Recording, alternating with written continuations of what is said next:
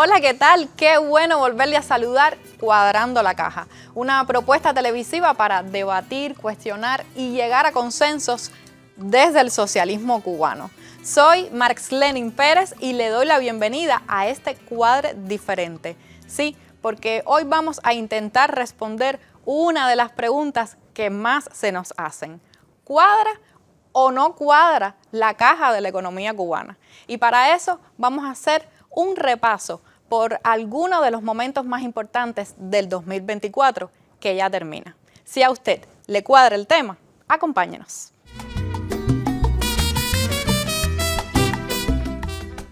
En este año hemos tenido más de 30 emisiones Cuadrando la Caja. En nuestro programa hemos abordado variados temas, algunos muy polémicos a nivel popular y otros de mucho peso en el debate especializado.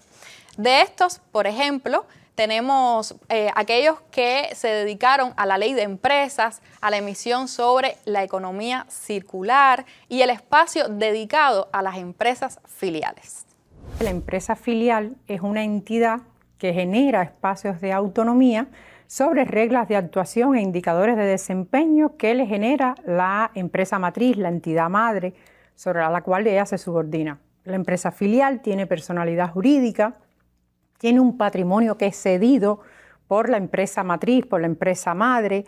Ella incluso actúa bajo las directrices, las políticas, los objetivos, las metas que le señala la empresa madre y, en definitiva, en realidad su concepción consiste en acercar las decisiones a donde se genera realmente el hecho económico. Pero hagámoslo como debe ser. Es decir, que la empresa matriz sea una casa matriz, de verdad. Es decir, no hagamos esto un poco invento a medias tintas que a veces hacemos y que sí, da una efectividad, evidentemente, porque logras descentralizar decisiones, etcétera, y demás, pero ¿por qué no lo hacemos completo? ¿Por qué no hacemos, para que entonces de verdad logremos algo un poco más sólido, vamos a decir así, amén de otras cuestiones que habría que cambiar, pero digamos, visto desde el punto de vista de lo filial. Nuestra experiencia es positiva. No quisiéramos nunca, ya nadie se imagina cómo sería volver atrás, porque pongo dos ejemplos, o sea, en lo que respecta a diseño de plantilla de cargo y a diseño de sistemas de pago por resultados y distribución de utilidades a los trabajadores, hacerlo como lo hacíamos antes, que tenía que salir centralizado y entonces empezar a poner indicadores que llegaban hasta una persona que estaba en un taller en Yateras, allá en Guantánamo, era complicado. Hoy cada filial tiene su autonomía dentro de lo establecido, tiene su autonomía y ese diseño, esos indicadores son mucho más cercanos a la realidad, a la necesidad, a la condición que hay en cada lugar. Hiciéramos una fotografía hoy del momento exacto en que nos encontramos con las empresas, con este sistema empresarial, ¿cómo podríamos definirlo, profe? Bien, a mí me gustaría hablar de un sistema de empresas y negocios. ¿Por qué? Porque no todos los actores económicos cubanos tienen personalidad jurídica. Por ejemplo, el trabajo por cuenta propia no tiene personalidad jurídica, por lo tanto no es una empresa. Sin embargo, todos forman parte de ese conjunto, que de por sí forman el corazón de la economía. Se dice poco, muy poco se habla de esto, pero el universo de empresas y negocios representan el corazón de la economía. ¿De qué estamos hablando cuando hablamos de un sistema empresarial en Cuba? Desde luego, donde está incluido la empresa estatal. Bueno, pues estamos hablando de las cooperativas agropecuarias, las no agropecuarias. Estamos hablando de los campesinos no asociados, o sea, los que nunca se vincularon a cooperativas. Estamos hablando de los usufructuarios de tierra. Estamos hablando de las cooperativas no agropecuarias. Estamos hablando de las empresas mixtas. Estamos hablando de las empresas 100% extranjeras, pero también estamos hablando del trabajador por cuenta propia y de las micro, pequeñas y medianas empresas. Todo eso forma un conjunto, son 9 actores, ¿no? O sea que tenemos hoy un escenario mucho más diversificado. Mucho más diversificado y que en su conjunto, repito, forman el corazón de la economía. Ahí se decide todo. Y en el caso de la empresa estatal, ¿cómo han venido esas transformaciones en los últimos años? ¿Cómo lo ve? Bueno, ha sido una verdadera lucha, ¿no? el lograr que la empresa empiece a producir. No lo hemos logrado. Se han tomado múltiples medidas. Desde el año 2011 estamos avanzando en este sentido, pero lo cierto es que la empresa estatal no ha reaccionado como se espera de ella, no ha reaccionado. ¿Por qué, si se habla muchas veces de dinamizar la empresa estatal socialista, por qué no hemos logrado? ¿Qué es lo que todavía frena hoy ese desempeño? Yo pienso, Oscarito, que le hemos ido dando muchas pequeñas concesiones a la empresa para generar un nivel de desarrollo superior. Hoy estamos hablando de alrededor de 2.000 empresas estatales, cerca de 9.000 y tanto empresas privadas, con MIPYMES privadas, muy pequeñitas, muy poquitas MIPYMES estatales, a las cuales se le ha ido dando determinado nivel de libertad. Lo que pasa es que las medidas las hemos ido tomando de alguna manera aisladas, ¿no? Como por pedacitos de la empresa. Le permitieron ampliar el nivel del objeto social. Para mí una de las más revolucionarias de todas fue la 53, que después se convirtió en la 87. Definan ustedes sus categorías, definan ustedes sus cargos, definan ustedes sus salarios hasta un punto con un nivel estipulado por organizaciones superiores o por ministerios. Por lo tanto, ha habido nuevas cosas que las empresas pueden hacer.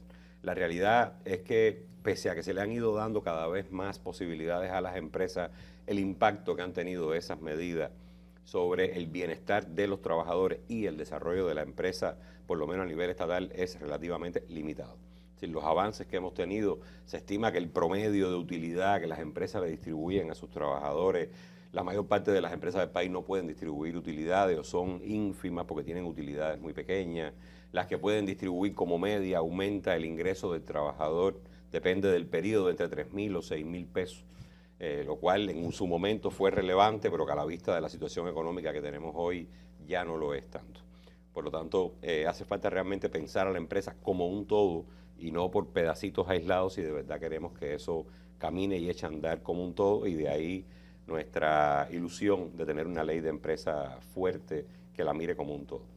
La economía circular es parte de los modelos que hoy se defienden en el mundo para alcanzar los objetivos de producción y consumo sostenible. Tiene un vínculo muy directo con el cambio climático a partir de que se pueden hacer un grupo de experiencias, de iniciativas que tienden a disminuir los gases de efecto invernadero. Pero lo regenerativo, que tiene que ver desde el ser humano, desde cómo se desarrolla dentro de la sociedad, incluso la parte cultural, su parte social, su parte como elemento de la naturaleza también y los diferentes recursos naturales, y hacia eso tendrá que ir, que vivamos mejor, recuperar, producir más, no solo, y cambiar nuestros parámetros de consumo, que necesitemos menos importaciones, pero que al mismo tiempo tendremos que pensar, y ha hablado Daly, y yo le intervenía, con el tema de las inversiones circulares. No podemos seguir haciendo grandes inversiones de hoteles, de fábricas, donde el 80, el 90% de las materias primas se importan.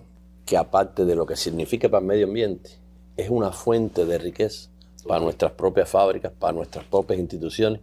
Y ahí, momentos como estos, tenemos que ir a buscar cómo aplicamos todos estos conceptos y todas estas posibilidades que están. Desde educación, desde educar, porque esto parte de una educación desde las escuelas, hasta toda la preparación que lleva, hasta toda la capacitación que lleva en las propias universidades y en las propias empresas. Y entonces es un programa que hay que desarrollar de esa forma. Pero hoy existen ya ejemplos y lugares, instituciones en que están haciendo la economía circular, en que está germinando la economía circular. Y a partir de ahí tenemos que aprovechar para que esto se convierta en fuente de riqueza. Nuestro programa también ha sido un espacio desde el cual volver al pensamiento económico de líderes revolucionarios que ya no están entre nosotros, así como para promover voces de especialistas extranjeros y cubanos con la visión crítica, esa en sentido kantiano y filosófico del término, sobre la economía cubana y global. O sea, no concebía como parte de ese proceso un crecimiento, un desarrollo que no incluyera los aspectos sociales. Y decía que esto iba más allá de su pensamiento y fue a su obra, toda vez que las grandes transformaciones que se realizaron en el país en respuesta justamente al programa del Moncada, lo que quedó en este alegato histórico de la historia más superada, la identificación de esos 6 problemas y la necesidad de avanzar en la solución de esos 6 problemas, veíamos efectivamente problemas económicos como los asociados al problema de la tierra, el problema de la industrialización, pero también 4 grandes temas sociales, comenzando por los temas de del desempleo, los temas de la educación, la salud, que estaban en definitiva presentes en ese proceso, en esos 6 temas. Y después del primer proceso de rectificación de la primera estrategia de industrialización, que no dio los resultados esperados en el 63, viene un segundo proceso, y esto es muy importante porque Fidel asumía la rectificación de los errores como parte del proceso revolucionario. Y viene un proceso de revisión de qué es lo que falló en la estrategia del azúcar y qué es lo que necesariamente entre el 71 y el 75 hay que reconsiderar. Y viene todo un proceso en este sentido de alineación con más o menos el proceso de desarrollo como venía siendo en los países socialistas en el CAME, con el ingreso de Cuba al CAME en el año 72. Y además de todo esto, bueno, empieza ya una etapa de desarrollo de industrialización en el año 76, pero insertada en este mecanismo de colaboración internacional. Fidel los deja claros en este sentido, que primero tienen que ver con la forma en que se conciben las esferas que son motores de la economía. ¿Por qué Fidel le presta tanta atención a la biotecnología a partir del año 81, cuando pocos hablaban en el mundo de la biotecnología? Es muy importante en este caso destacar cómo Fidel maneja tácticamente en qué momento se puede hacer una cosa y en qué momento no se puede hacer esas cosas. Aquí se declara el periodo especial a finales de en agosto de 1990. Estamos cumpliendo en eso un aniversario en estos días.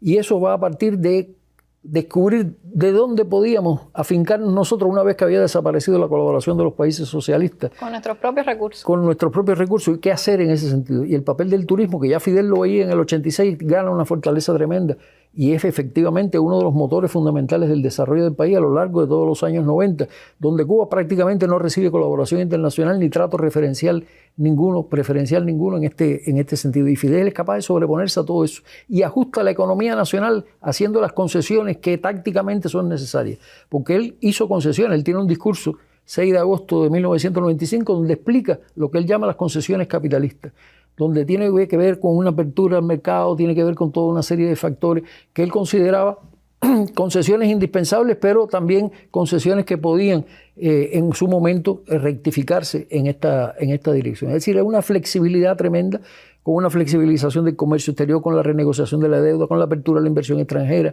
con la creación de la dualidad monetaria tan discutida en Cuba. Aparece el peso convertible en el año 94. Todos estos factores son cuestiones que Fidel va analizando, probando, y si no sirve, cambia rápidamente. Es decir, que hay un proceso acelerado en este sentido. Fidel dominó la economía como factor o arma de combate en su batalla política. No fue un economista profesional, pero sí tenía un conocimiento por encima de la media de cualquier jefe de Estado que fue contemporáneo de su época. En segundo lugar, la ética de Fidel. Fidel, cada vez que empeñaba una palabra en este sentido de cómo alcanzar el desarrollo, si no se alcanzaba o se cometían errores, abordaba la autocrítica. Y eso es importante que lo ratifiquemos, porque mientras más complejas son las circunstancias, más compleja es la necesidad de la comunicación y la participación del pueblo creando consenso. Si no hay consenso, no hay apoyo para resolver los problemas. En la batalla de ideas de hoy, que estamos hablando de la batalla de ideas, estamos hablando de hace muchos años, ¿no? En la batalla de ideas de hoy, el primer combate es el combate de la economía, ¿no? Por eso es muy pertinente, ¿no?, este tema que contiene el programa Cuadrando la Caja. Y a la gente, cuando tú le dices la economía, la gente pone un punto y coma y te dice, ¿y las dificultades de la economía? ¿No? Obviamente hay dificultades, hay muchas dificultades.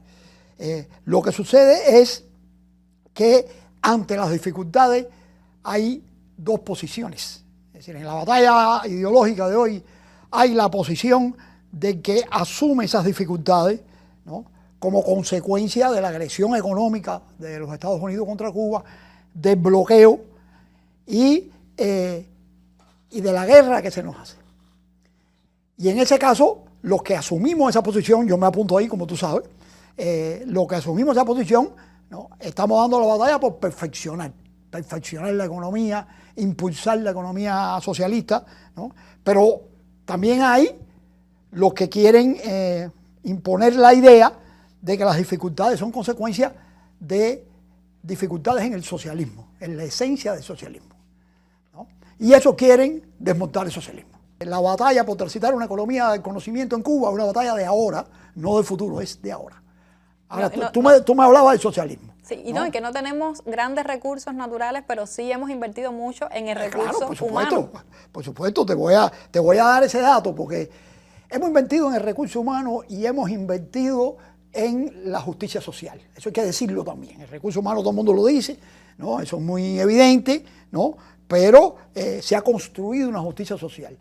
¿Por qué digo eso? Mira, hay un dato que es muy evidente, que es la relación que hay entre igualdad social y productividad del trabajo.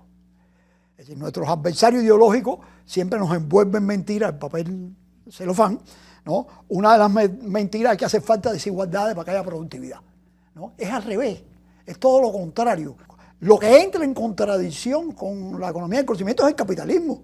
El capitalismo, que es un sistema que presiona a la expansión de desigualdades y que presiona a la ganancia a corto plazo. Porque el cortoplacismo no te da inversión en economía del conocimiento. El cortoplacismo te da ganancia mañana, ¿no? El capitalista desesperado por enriquecerse, ¿no? Los grandes avances sociales en el mundo han sido consecuencia de inversión pública. Nosotros tenemos que convertir cada vez más la inversión cubana en capital humano y en justicia social, ¿no? Es un activo económico para el desarrollo de nuestro cubano. Cuando hablamos de los empresarios, para la generación mía decir empresario era casi una mala palabra, ¿no? Los empresarios son meroricos, ¿no? Capitalistas, ¿no? Pero necesitamos más empresas socialistas, más empresas que construyan las riquezas del pueblo. Y eso tiene un empresario, ¿no? Un empresario del socialismo. Que la dirige, que la sabe manejar. Y esos empresarios del socialismo, ¿no? Tienen que salir de los jóvenes. Siempre ha sido así. Siempre los jóvenes han sido el elemento protagónico. En esta tarea del tránsito de la economía del conocimiento, tienen que hacerlo también. Y además, y esta sí es la última idea, ¿no? Hay que hacerlo apurado. No tenemos todo el tiempo del mundo. Aquí no hay espacio para actitudes conservadoras. Aquí no hay espacio para titubeo. A esta tarea de la empresa de alta tecnología hay que entrarle con toda fuerza y con toda prisa. Yo y mi hermana también establecemos las primeras brigadas de un grupo de solidaridad con Cuba en Gran Bretaña que se llama Walk Around the Blockade. Es como la canción Walk Around the Clock, pero jugando con ese nombre en contra del bloqueo. Y trabajamos, como nos gusta hacer muchos años, rescatando dinero en forma no de caridad, pero en forma política, con educación también política sobre qué es socialismo que está intentando construir Cuba, qué son los retos que enfrenta, cuál es el causa de crisis económica que estaba pasando en ese momento. Cómo Cuba tiene indicadores de primer mundo. De primer mundo y muchas cosas. Es porque sí hay necesidad. Se dice la necesidad dirige a la invención, algo así. En inglés yo sé. Pero hay también capacidad.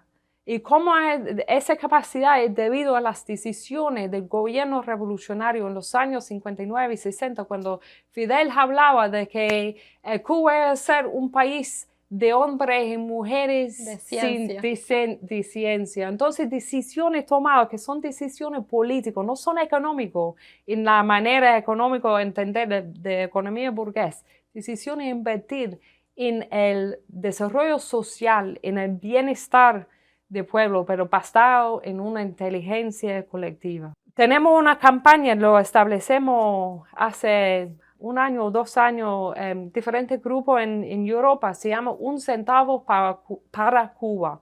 Y la idea de esa campaña es mostrar la extraterritorialidad del bloqueo. ¿Cómo funciona? Yo, por ejemplo, como británico, tengo una cuenta en el banco en Gran Bretaña.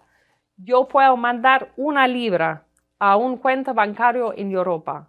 Esa libra entra en euro, no toca dólares, ni entra a Cuba. Pero si yo pongo el nombre Cuba en la referencia de ese pago, está bloqueado.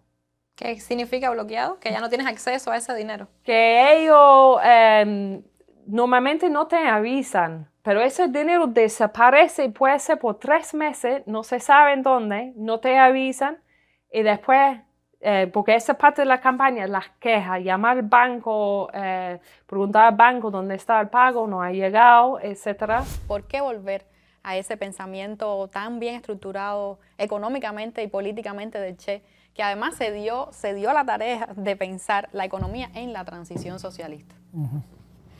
Bueno, primero pienso que, retomando algunas cosas que dijo Carlos, hay un libro que recoge esos debates que él mencionaba en los años 60, que es este libro que se llama así, El Gran Debate de la economía en Cuba en los años que se desarrolla.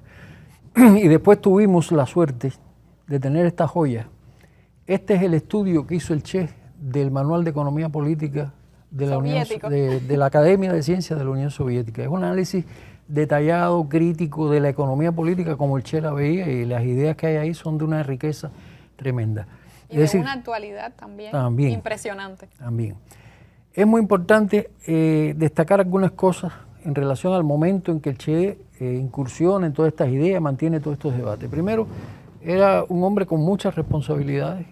En la revolución en aquellos años había llegado a la presidencia del Banco Nacional de Cuba, después fue designado ministro de Industria, es decir, no era una persona que simplemente se dedicara a tiempo completo a estudiar las cuestiones del periodo de construcción del socialismo. Es decir, el Che sacaba tiempo de donde no había, igual que Fidel, y dedicó tiempo no solo a discutir, sino a aprender primero antes de ir a discutir. Es decir, a crearse él mismo un conocimiento económico que le permitiera argumentar y estar en la discusión. Es decir, no era un hombre que acogiera superficialmente las discusiones, todo lo contrario. El Che estaba totalmente en contra de eliminar las relaciones monetario-mercantiles por decreto.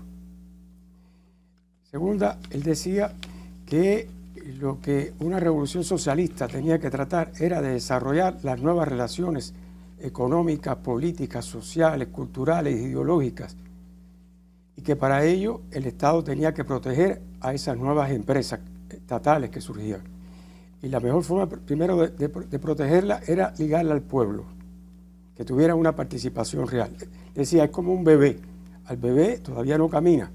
Nuestra tesis es que los cambios producidos a raíz de la nueva política económica, la NEP, han calado tan hondo en la vida de la Unión Soviética que han marcado con su signo toda esta etapa. Y sus resultados son desalentadores. La superestructura capitalista fue influenciando cada vez más de forma marcada las relaciones de producción, y los conflictos provocados por la hibridación que significó la NEP se están resolviendo hoy a favor de la superestructura. Se está regresando al capitalismo. Esto el Che lo dijo en los años 60. ¿Quién se podía imaginar que iba a prever algo que lamentablemente sucedió? Porque la vida comprobó que lo que decía el Che, si van por ese camino y desarrollan no una transformación de la mentalidad del hombre en aras de una solidaridad social, en aras de un pensamiento más amplio, más el hombre nuevo, si eso no se desarrolla, podemos llegar a ese peligro, y el peligro se vio. Es imposible olvidar que también tuvimos como invitado especial, cuadrando la caja, a Antonio Rodríguez Salvador. Sí, nuestro propio gurú, desde Jatibonico, quien, como es costumbre, nos regalará la última décima de este año.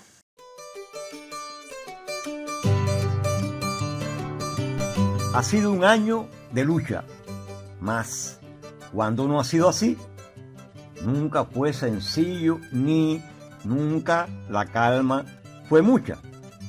Le digo a aquel que me escucha y que por Cuba trabaja, que este pueblo no se raja, mira al frente con ahínco, y que en 2025 sigue cuadrando la caja.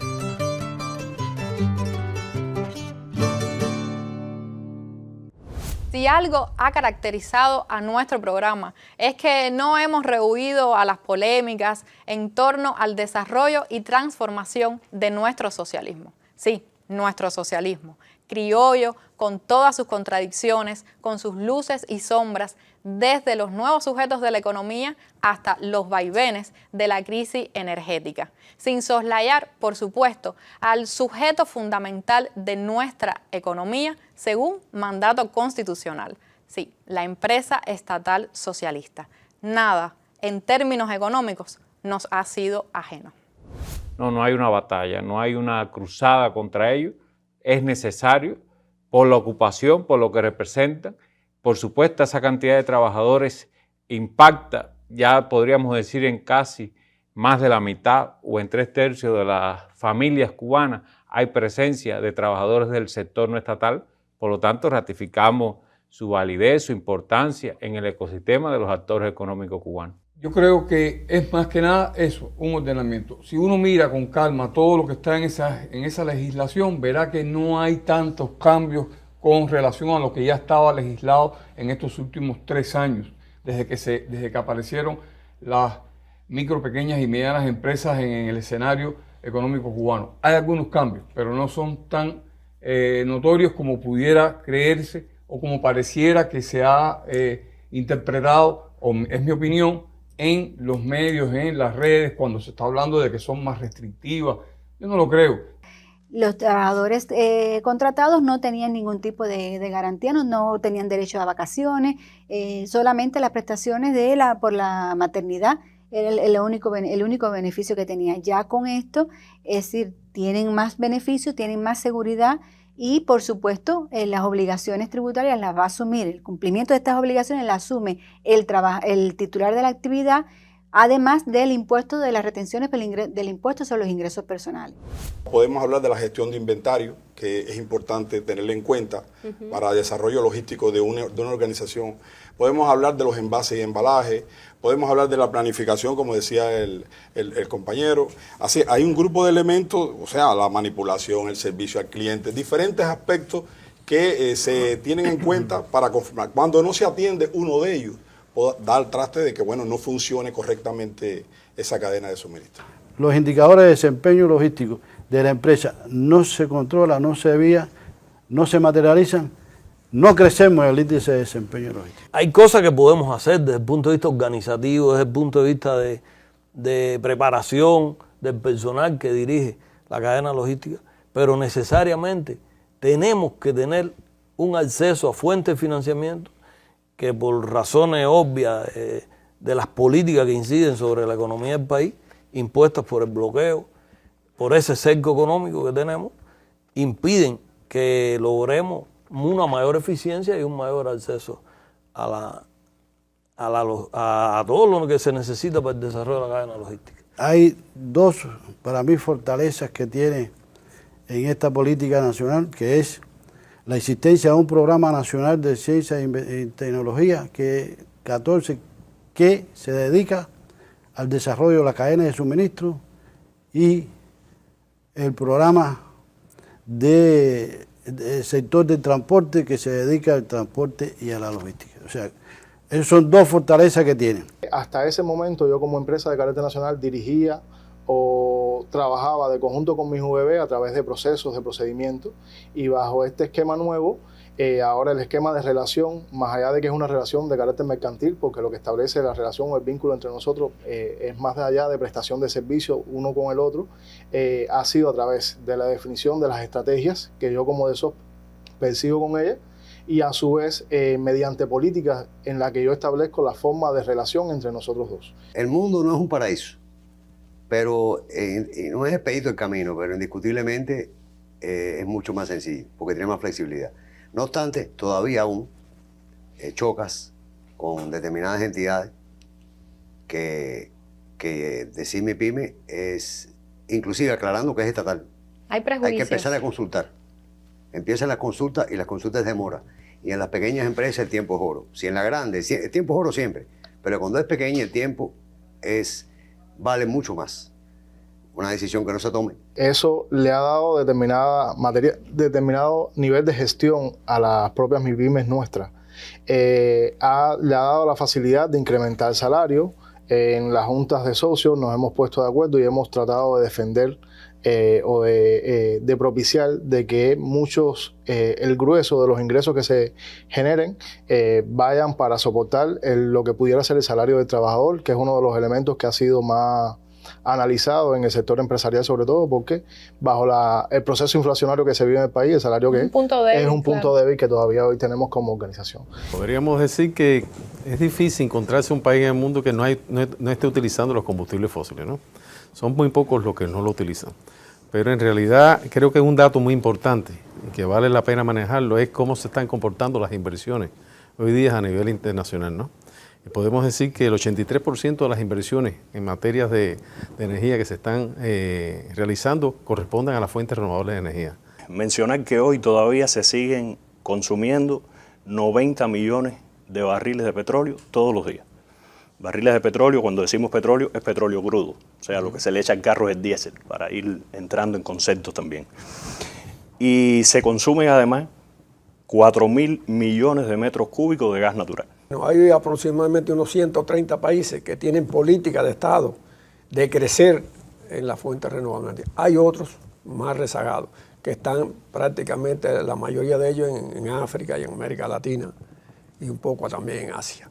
En esta etapa de transición, que todo el mundo se refiere a ella, pero nadie a ciencia cierta sabe cuánto tiempo va a durar esa transición, los países están apostando por tener una matriz que sea variable en cuanto a fuente de generación. O sea, mientras más variables, más fuentes participen en la generación eléctrica de tu país, pues más robusta va a ser. Pero aquí en Cuba incluso existen condiciones para complementar todos estos sistemas. ¿Por qué? Porque la energía solar fundamentalmente se utiliza durante el día, pero después en Cuba, a partir de las 5 de la tarde, comienzan los vientos a ser favorables. Entonces hay esa hibridación entre solar y eólica, es algo que tenemos que aprovechar, tenemos que lograr. El ministerio es el que está enfrentando con las fuentes renovables a esto, pero en las empresas se está haciendo poco. Usted ve por ahí todos los días en el televisor que la empresita tal puso cuantos carros, puso un panelito, etcétera, etcétera. Pero eso no está como está pidiendo Díaz-Canel, que tiene que ser una cosa a nivel de pueblo, que el cambio tiene que ser a nivel que sea popular. Desde las claves de la economía política, rehuyendo de economicismos y de las recetas neoliberales que no cesan de prescribirnos nuestros entrañables gurúes, no precisamente desde Jatibonico, hemos analizado categorías tan complejas como la de vulnerables, propiciamos análisis profundos sobre la responsabilidad social empresarial y ayudamos a bosquejar los desafíos presentes y futuros de la macroeconomía cubana.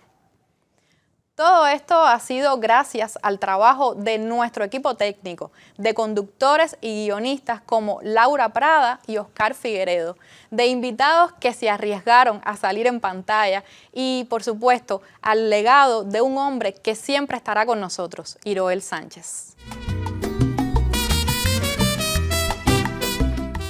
Y hasta aquí nuestra emisión de hoy. Y aunque la caja no haya cuadrado del todo en este 2024, como dice el gurú de Jatibonico, lo volveremos a intentar en el 2025. Pero recuerde que no basta con interpretar, describir, comentar, sino que juntos debemos participar para transformar nuestra realidad. Yo cuento con usted para hacerlo desde el socialismo cubano. Nos vemos pronto. Cubanos y el Timbiriche, levanta tu economía, no te olvides que un buen día naciste sin Timbiriche. Sin Timbiriche.